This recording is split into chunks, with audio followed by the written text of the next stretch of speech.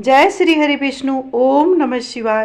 प्रिय दोस्तों, मैं मितु शुक्ला एसपीएम ब्लॉग में आप सभी का स्वागत करती हूं। आइए जानते हैं इस वीडियो के माध्यम से सावन शुक्ल पक्ष पुत्रदा एकादशी का व्रत कब रखा जाएगा, पारण का शुभ समय क्या होगा, हरिवासर का समय क्या होगा, ब्रह्म मुहूर्त कब से कब है, कौन कौन से ऐसे शुभ योग बने हुए हैं जो कि माताएं बहने के लिए बहुत ही खास है, क्योंकि ये पुत्रदा एकादशी साल में 2 बार आती है।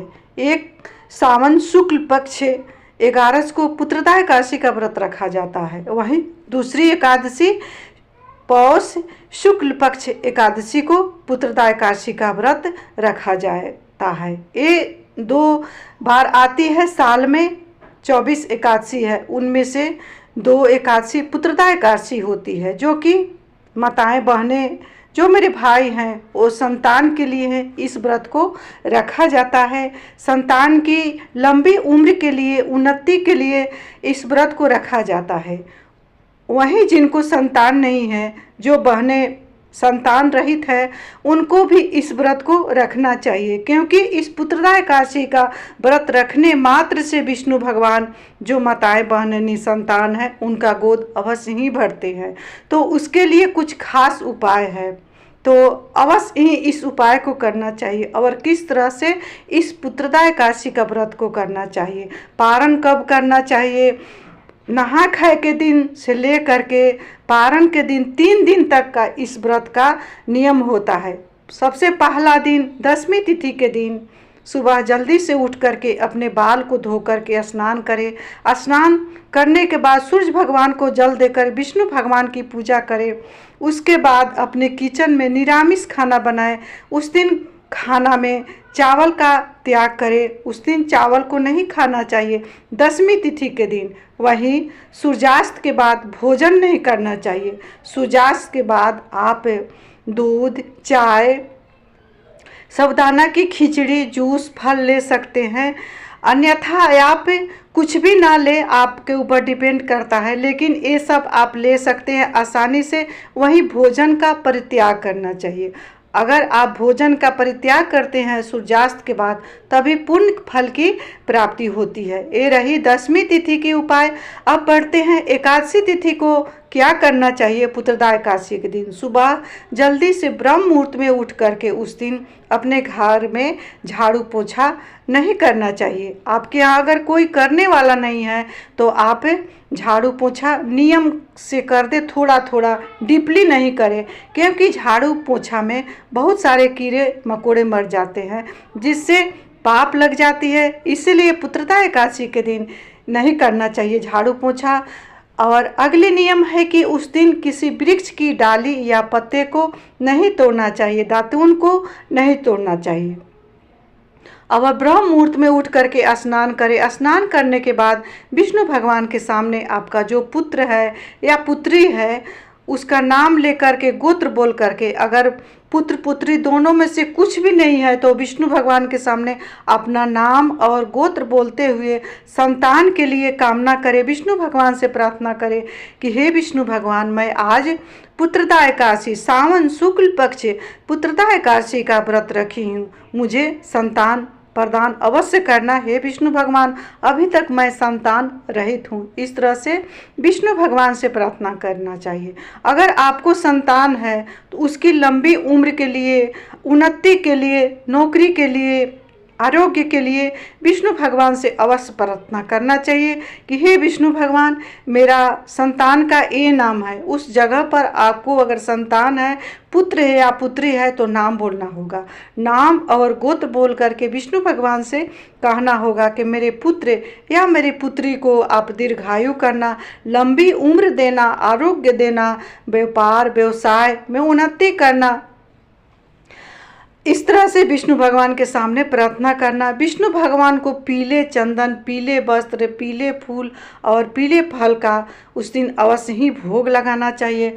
पुत्रदा एकादशी के दिन विष्णु भगवान के सामने एक अखंड ज्योत जो अपने पुत्री के नाम से उस दिन प्रज्वलित करना चाहिए। इस तरह से जो माताएं बहनें करती है उनका गोद अवश्य ही अखंड रहता है। ये पहला नियम है पुत्रदा एकादशी का।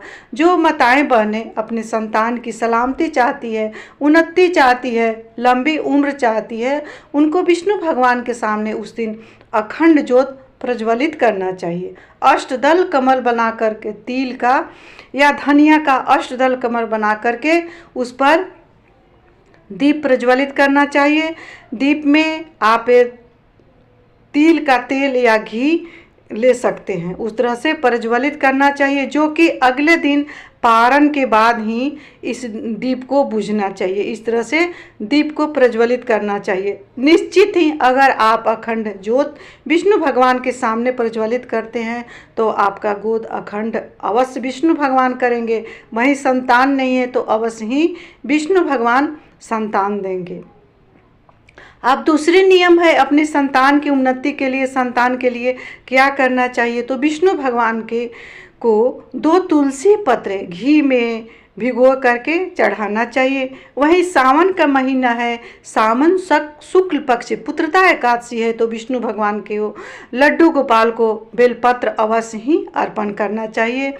बेलपत्र को कैसे अर्पण करना चाहिए संतान की उन्नति के लिए, आरोग्य के लिए, तो हल्दी में भिगो करके बेलपत्र अर्पण करें विष्णु भगवान को, और विष्णु भगवान के साथ माँ लक्ष्मी जी की भी पूजा करें और विष्णु भगवान से प्रार्थना करें अपने संतान की दीर्घायु के लिए, लंबी उम्र के लिए अपने विष्णु भगवान से प्रार्थना करें।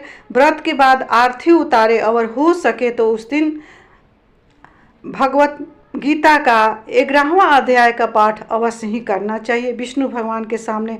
और मंत्र है विष्णु भगवान का सबसे लाभकारी, हितकारी, शक्तिशाली मंत्र ओम नमो भगवते वासुदेवाय, क्योंकि 11 के दिन 11वां अक्षर का जो मंत्र है सो बहुत ही चमत्कारी है। इसको ज़्यादा से ज़्यादा जितना बार हो सके इस मंत्र का जाप करना चाहिए। आपके पास समय नहीं है तो चलते बैठते उठते फिरते इस मंत्र का मन ही मन जाप करते रहना चाहिए।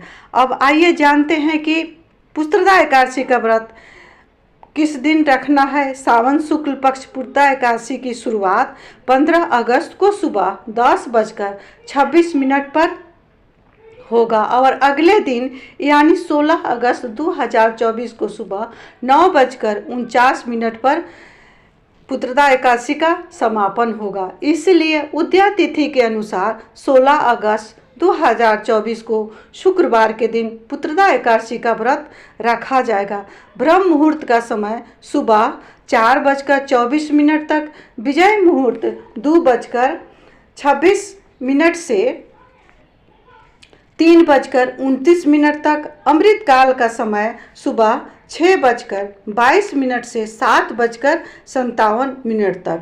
16 अगस्त को दिन भर प्रीति योग का निर्माण होगा और 17 अगस्त को सुबह 10:58 पर इसका समापन होगा। प्रीति योग पर विष्णु भगवान का पूजा आराधना का बड़ा महत्व है। प्रिय दोस्तों, अब आइए जानते हैं पारण का शुभ समय क्या होगा। पारण का शुभ समय 17 अगस्त 2024 को सुबह 5:51 से लेकर 8:05 के बीच किया जाएगा, क्योंकि जो भी आप व्रत रखते हैं एकादशी का कोई भी व्रत, उसको शुभ समय में ही व्रत को खोला जाता है, पारणा किया जाता है, तभी शुभ फल की प्राप्ति होती है। वहीं 16 अगस्त 2024 को भाद्रा का योग है। भाद्रा काल सुबह 5:51 से 9:49 तक है।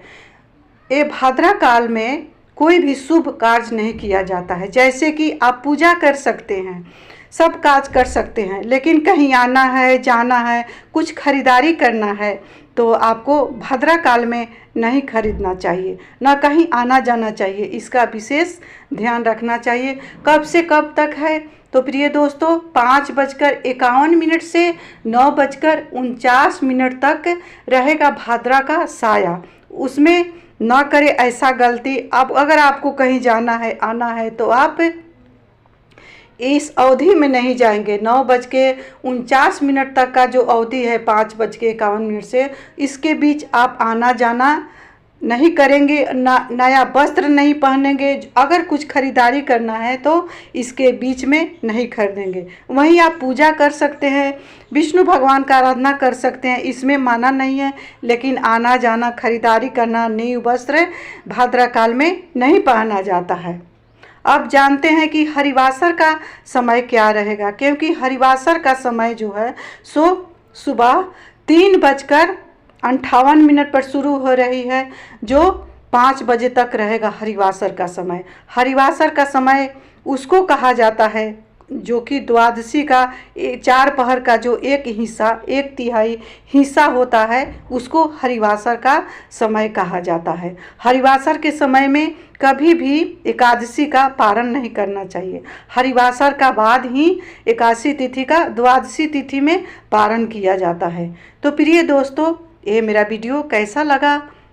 अगर अच्छा लगा होगा मेरे वीडियो तो वीडियो को लाइक करेंगे, चैनल को सब्सक्राइब करेंगे, बेल आइकन को प्रेस करेंगे, जिससे मेरी वीडियो का नोटिफिकेशन सबसे पहले आप सभी के पास पहुँचे। और कमेंट में जय श्री हरि विष्णु अवश्य लिखिएगा। अगर इस उपाय को करने में जो मेरी माताएं हैं, बहनें हैं, उनको कहीं भी समझ में नहीं आए तो आप कमेंट के जरिए अवश्य पूछ लेंगे।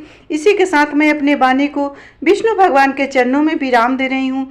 मिलती हूँ अगले वीडियो में, तब तक के लिए इतना ही। जय श्री हरि विष्णु। ओम नमः शिवाय।